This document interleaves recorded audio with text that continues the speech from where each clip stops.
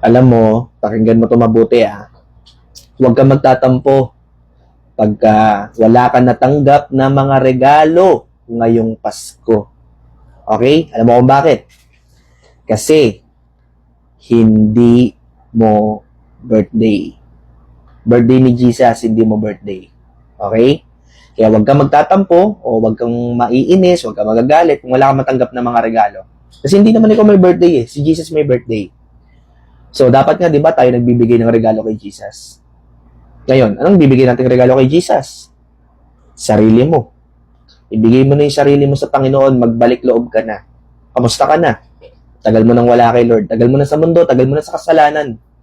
Ang tagal mo nang hindi nagdarasal, ang tagal mo nang hindi nagbabasa ng Bible, tagal mo nang din nagsisimba. Ngayon, December 25, magpapasko. Bigay mo yung sarili mo kay Lord. Okay? Kasi siya yung may birthday eh. Yan ang pinakamagandang iregalo natin sa Panginoon. Ang ating mga sarili. Balikan na kay Lord Huwag ka na magtampo. Hindi mo birthday.